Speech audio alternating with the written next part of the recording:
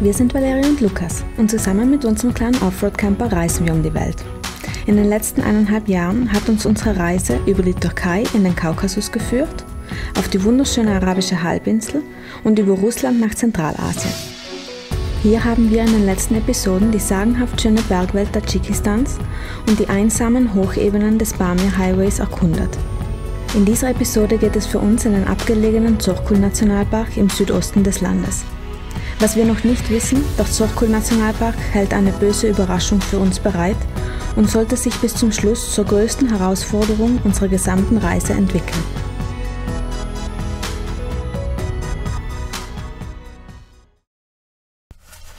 Guten Morgen und willkommen zurück zu einem neuen Video von uns. Wir haben hier direkt vor den Toren von Murgab geschlafen. Wir sind gestern vom Karakulsee bzw. vom Bartang Valley ganz nach Murgab wieder zurückgefahren. Ich melde mich hier aus dem Auto, denn draußen sind so viele Moskitos, da hält man es keine Sekunde aus. Wir werden jetzt gleich rüber ins Dorf fahren und dann tanken gehen. Wir werden auch wahrscheinlich alle Kanister auffüllen, denn heute möchten wir Richtung Zorkul Lake fahren. Das ist im Süden von Tadschikistan an der afghanischen Grenze. Das ist so ein ganz großes Naturschutzgebiet, wo ein paar Schotterpisten durchführen. Die nächste Tankstelle ist dann sehr weit weg, deswegen müssen wir hier wahrscheinlich alle Kanister voll machen. Oder das machen wir zumindest. Und ja, wir sind schon gespannt auf das Gebiet, auf die ganzen neuen Eindrücke. Das Wetter ist relativ gut. Wir freuen uns schon.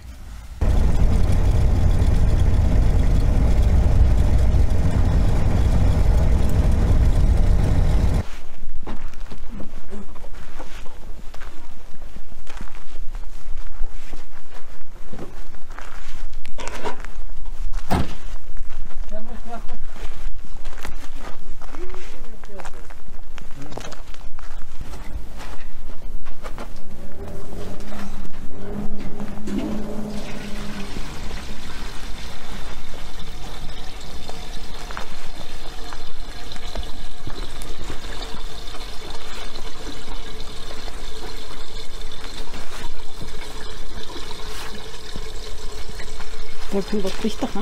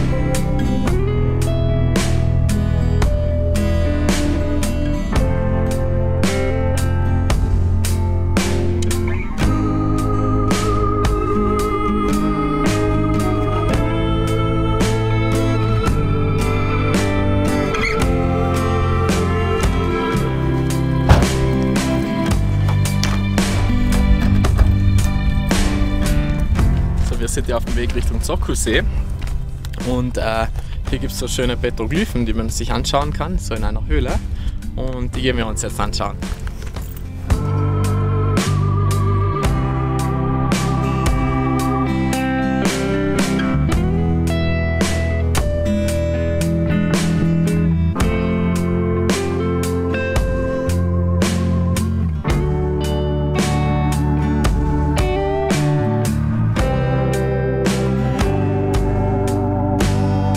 In den 1960er Jahren stießen sowjetische Forscher per Zufall auf die Felszeichnungen von Shakti, als sie in einer Höhle Zuflucht vor einem Sturm suchten.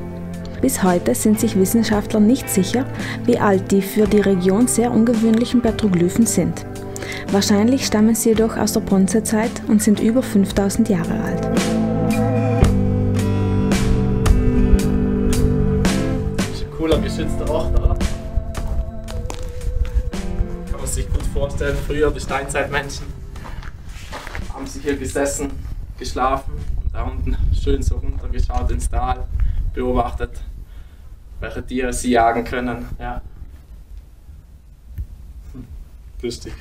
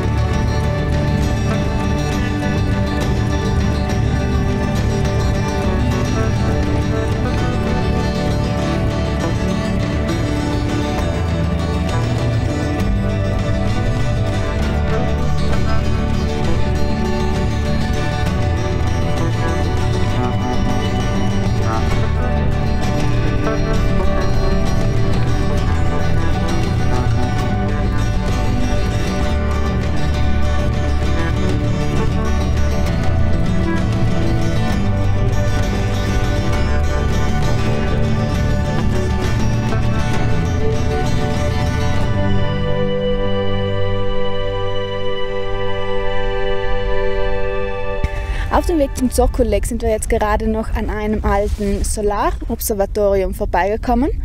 Ich glaube, das ist aus Sowjetzeiten, ist natürlich schon lange verlassen und ausgeräumt, aber als Fotomotiv ist es immer noch sehr, sehr cool und die Aussicht hier ist wirklich sehr, sehr schön. Man hat hier praktisch einen 360 Grad Rundumblick auf die Berge. Richtig, richtig cool.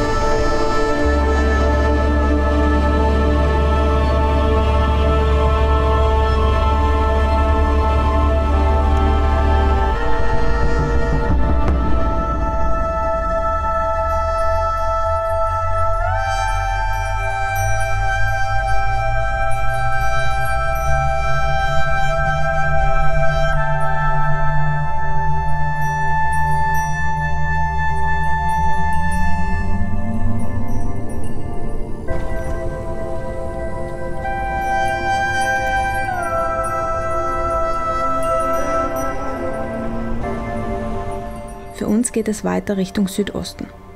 Einsame, kaum befahrene Pisten führen uns immer weiter ins Niemandsland.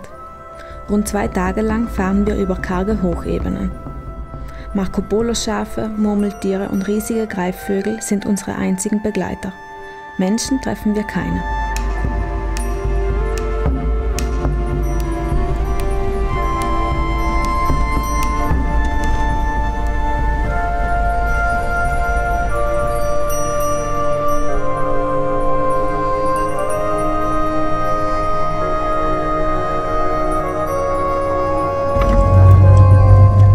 Wetter hat jetzt ein bisschen umgeschlagen. Auf den höheren Bergen schneit es ein bisschen und es ist auch ziemlich kalt. Wir sind jetzt auf dem Weg, wir müssen so einen Pass überqueren. Da ist, glaube ich, 4400 Meter hoch. Mal schauen, ob es da oben schneit.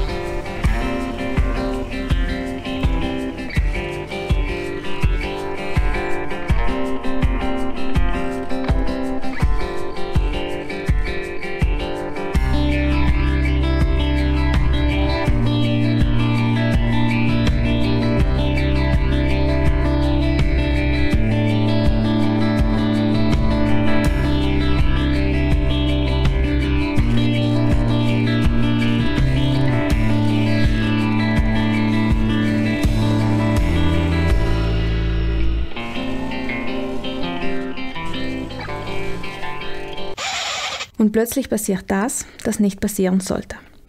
Mitten im Niemandsland, vollkommen allein, ohne Internet oder Handyempfang, bleiben wir auf einer Höhe von 4300 Metern im weichen Schlamm stecken. Naivität und unsere mangelnde Erfahrung im Schlamm reiten uns noch weiter in die Misere. Ohne es anfangs zu merken, graben wir uns selbst immer weiter ein.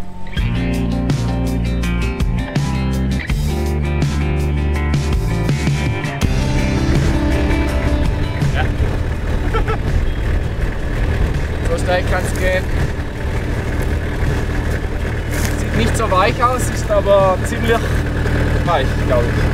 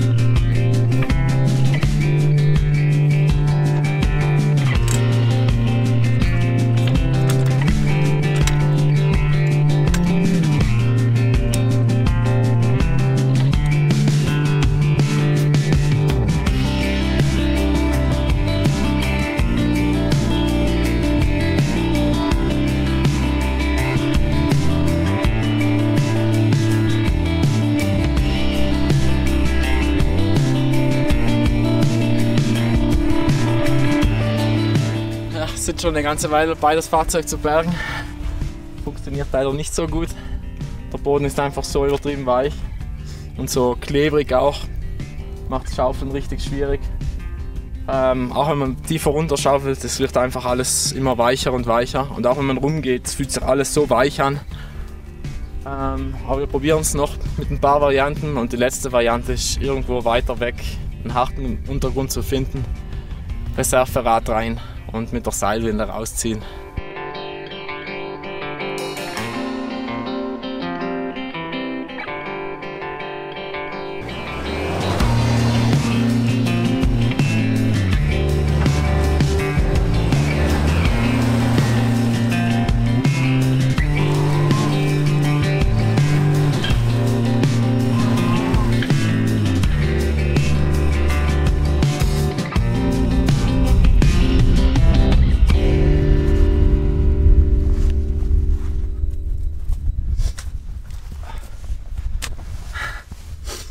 So, wir haben jetzt unseren Hijack vergraben und mit unserem Feuerholz so Blockaden gemacht. Und jetzt probieren wir es einfach so mit dem Erdanker, weil den Ersatzreifen bekommen wir auch nicht runter, weil das Auto einfach total aufliegt. Ja, schauen wir mal.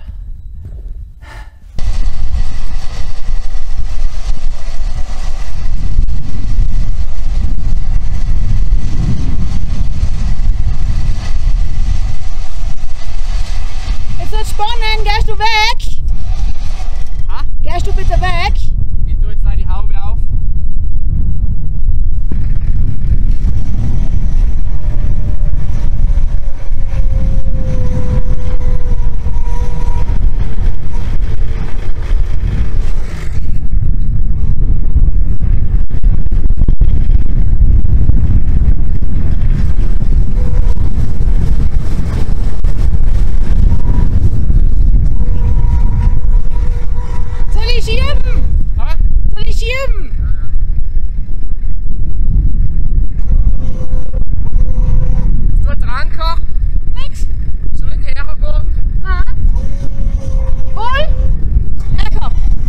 Das Auto ist so einbetoniert, dass ja, der Erdanker, der zieht einfach die ganze Erde mit. Deswegen das bringt jetzt auch nichts. Jetzt müssen wir mal weiter überlegen. Ja. Scheiße.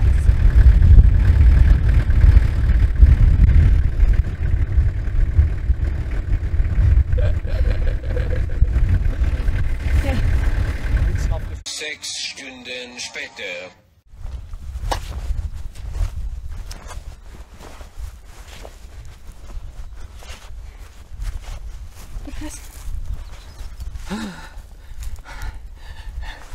Sechs Stunden später.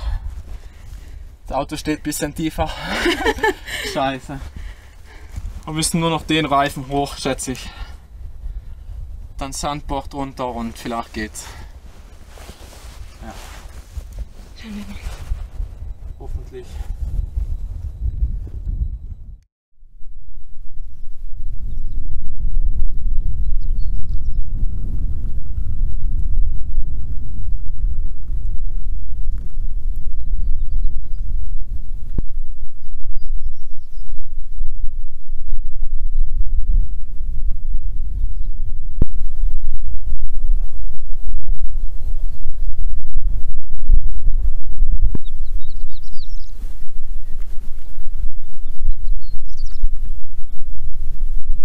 So, Tag 2.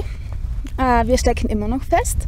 Die Nacht war sehr, sehr kalt. Ich glaube, wir hatten -2 Grad. Der Boden ist auch und die ganzen Pfützen hier herum sind auch komplett gefroren. Also jetzt ist das Auto hinten richtig einbetoniert.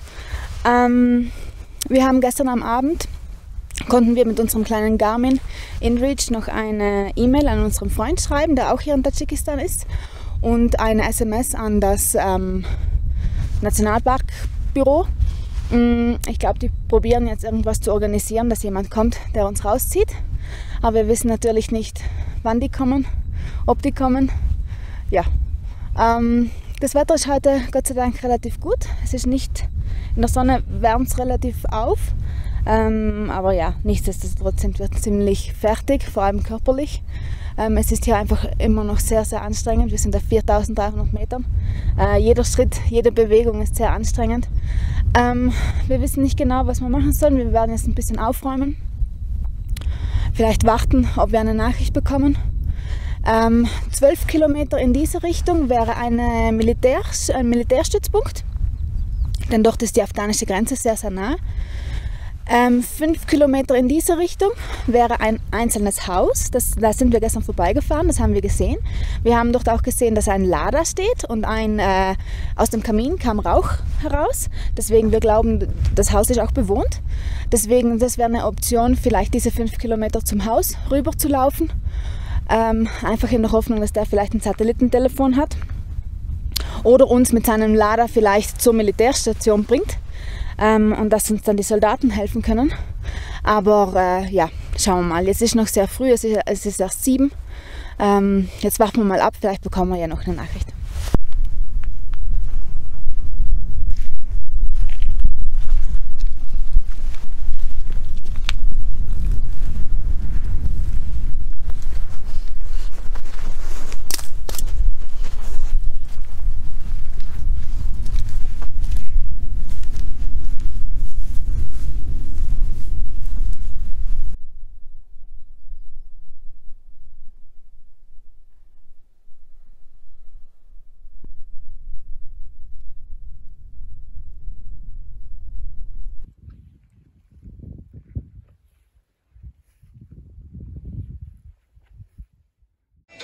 Stunden später. Wie aus dem Nichts tauchen 4 junge Hirten mit einem Roller auf. Sie waren auf dem Weg Richtung Westen und wollten eigentlich fischen gehen.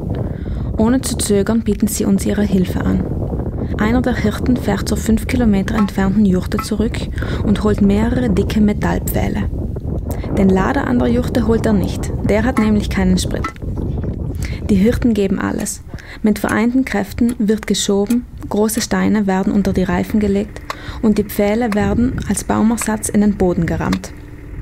Immer wieder müssen sie neu vergraben und zurechtgebogen werden, denn das Auto steckt so tief und fest, dass die Seilwinde die Metallpfähle verbiegt wie Strohhalme.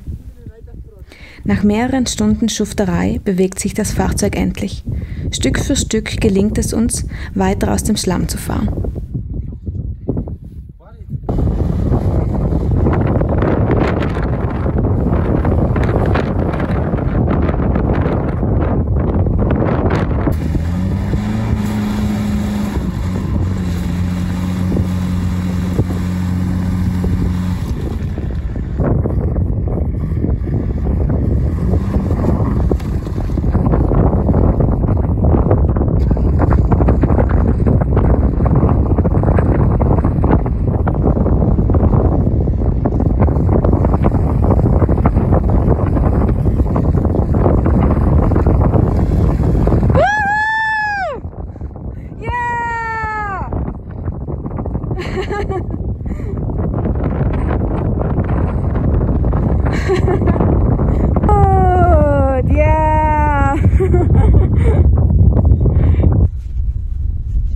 Ach du heilige Scheiße, war das eine Aktion.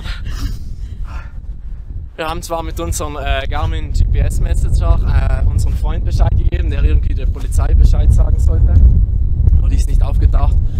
Und plötzlich kamen 3, 4 so geile Hirten und haben uns einfach geholfen. Wir hatten keine Bauer mehr, sie logisch noch volle Männerbauer. Und mit Erdanker, Steine, Sandbleche, 5-mal Sandbleche drunter legen. Und Erdanker immer wieder verbogen und oh je, Katastrophe. Wir sind endlich raus. Ja, geil.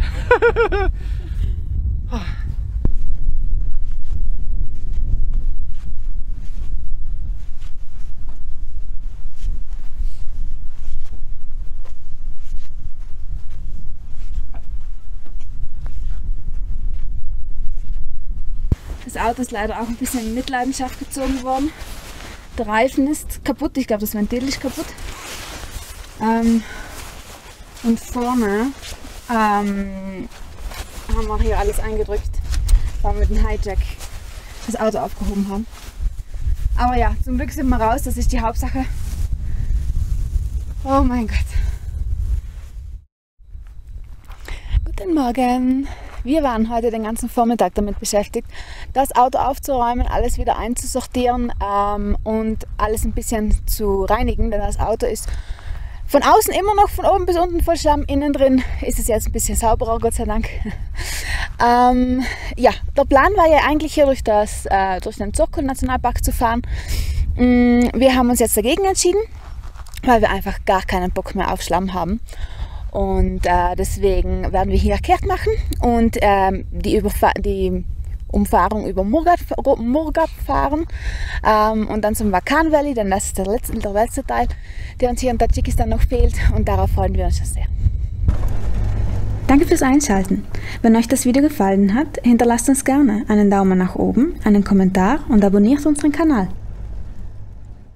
Zu guter Letzt ein riesen Dankeschön an unseren Freund Daniel Meyer für die tatkräftige und mentale Unterstützung.